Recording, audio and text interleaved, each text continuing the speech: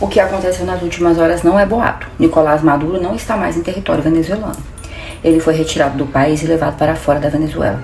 Esse é o ponto de partida real. A discussão agora não é se ele saiu, mas como essa saída ocorreu, quais foram os custos e o que isso significa de fato para o regime venezuelano. A retirada de Maduro aconteceu em um contexto longe de ser pacífico.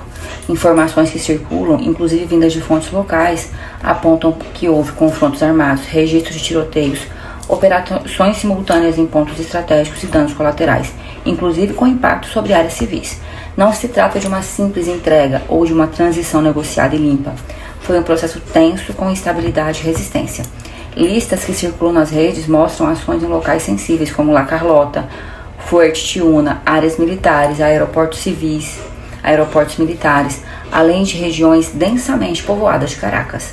Também há relatos de apagões elétricos e de ativação de protocolos de defesa, o que indica que o Estado venezuelano reagiu e não apenas assistiu passivamente à retirada do seu presidente. Ao mesmo tempo, começaram a circular vídeos de venezuelanos comemorando, pessoas nas ruas, gritos, celebração, sensação de alívio. Esses vídeos são reais e ajudam a entender o nível de desgaste político acumulado ao longo dos anos. Parte da população vê a saída de Maduro como um símbolo de esperança e mudança imediata. Mas aqui entra uma pergunta central, e ela precisa ser feita com frieza analítica. A saída de Maduro significa automaticamente o fim do regime? A resposta, até agora, é não. Regimes políticos, especialmente autoritários e autoritários consolidados, não se encerram com a retirada física de um líder. O poder na Venezuela não estava concentrado apenas em Maduro.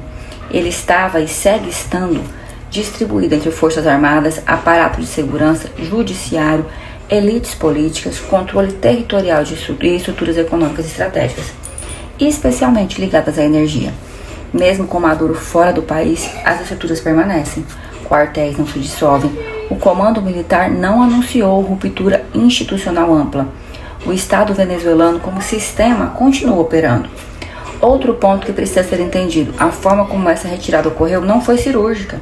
Houve tensão, houve enfrentamento, houve risco civil. Isso por si só já mostra que não se trata de uma transição estável, mas de um episódio dentro de um processo ainda maior, ainda em curso. Em processos assim não se resolvem em horas ou em dias. A história recente mostra vários exemplos em que a saída de um líder não desmontou o regime. O que define o colapso de um sistema não é apenas quem ocupa a cadeira presidencial, mas quem controla as armas, o território, o dinheiro e as instituições.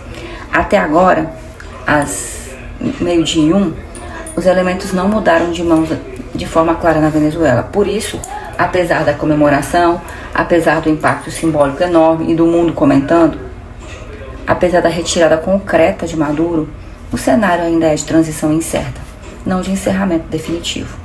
A pergunta que precisa ser feita nesse momento é outra. Quem ocupa o vácuo deixado por Maduro? E o mais importante, esse vácuo existe de fato ou o sistema já estava preparado para ocupar o espaço nessa saída? E é exatamente aí que se decide o futuro da Venezuela. A saída de Maduro abre um novo capítulo, mas não fecha o livro. O regime venezuelano não era apenas um homem, era e ainda é uma estrutura. E é isso que precisa ser observado com atenção nas próximas horas e nos próximos dias.